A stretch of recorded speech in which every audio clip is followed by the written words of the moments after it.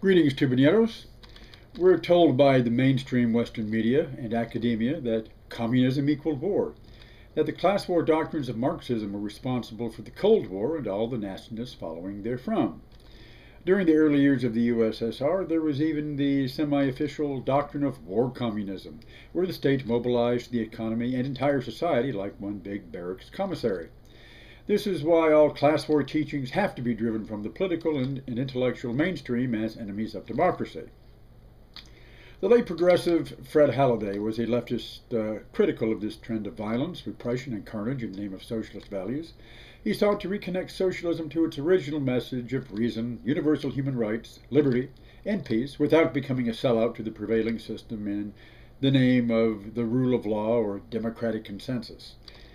He also left this piece of advice that what people actually do isn't determined by ideology.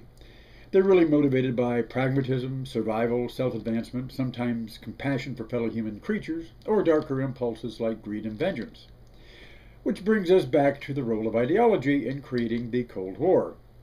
I believe we can state that socialist ideology versus democracy was not the essence of the Cold War. When we look at the Russian Revolution or China, we see socialism arising there after wars which were not begun by socialists or communists, but by market-based states out for their take of the world's spoils. Revolutions rose from soldiers, workers, and peasants who had been pushed to the end of their rope and had nowhere to go but toward what they felt was a better life, namely with enough to eat. As this insurgency was a threat to those who stuffed their faces with more than their fair share of the world's goodies, as in this holiday season, the ragged undermentioned had to be stomped back into place, hence the Cold War.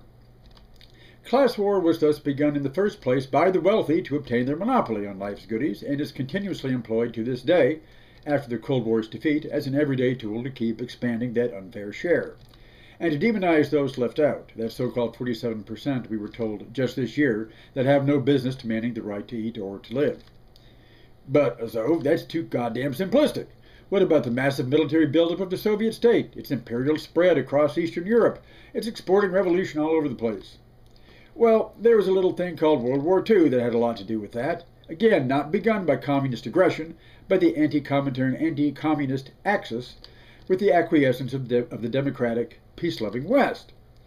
There was a Russian film released some 20 years ago called The Chekist.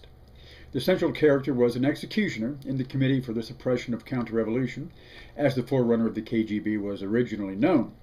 Batches of the class enemy, professional people, capitalists, landowners, priests, army officers were taken out of prison where they'd been kept as hostages and dispatched in batches of 5 with a bullet in the head. Revolution without philosophy, the executioner says. In the end, he finally goes crazy and decides that since death is the final end of the revolution, he must join the revolution by killing himself after his last batch of selectees. We're told that this showed the bankruptcy of the entire communist system. But how does it differ from the inhuman contempt for life found in all war? Why is an executioner of the Soviet Cheka or the Khmer Rouge particularly evil? But the U.S. Air Force pilot dropping bombs at 30,000 feet is a hero whose ass must be kissed at every turn. Is it because the former killed innocent people? I never saw a bomb discriminate upon who said it falls any more than a raindrop. I'm sure our noble hero in the bomber plane has psyched himself up into genuinely believing his targets deserve it as much as the low-volume, one-on-one executioner with a pistol in his hand. The Bolsheviks were evil for fighting a class war in the Russian Revolution, but the First World War that killed 30 million across Europe was normal, patriotic war, so it was okay. Mao's Cultural Revolution showed the evil nature of Marxism, but the Japanese invaders can be forgiven the rape of Nanking and the human medical experiments in Harbin because they're on the right side of history, meaning the property line.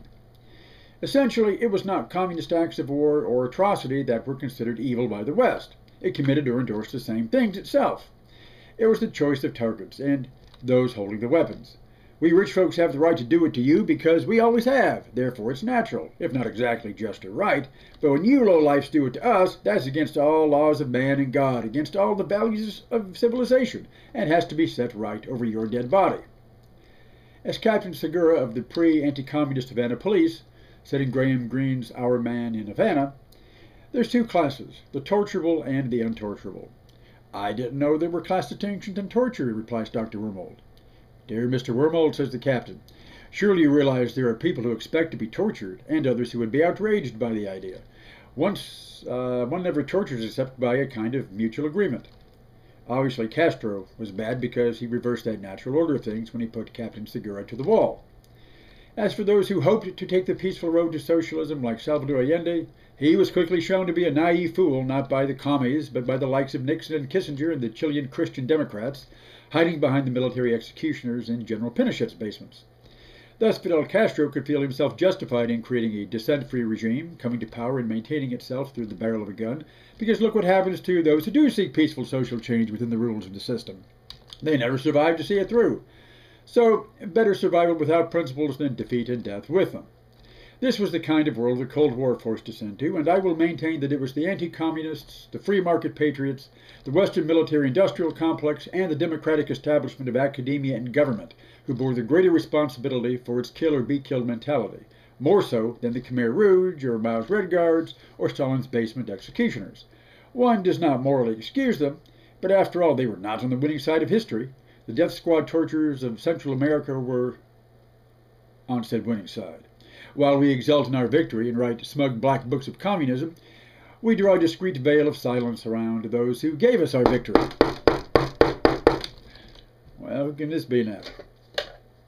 Who can it be now? Hello? Who? Gene Donovan.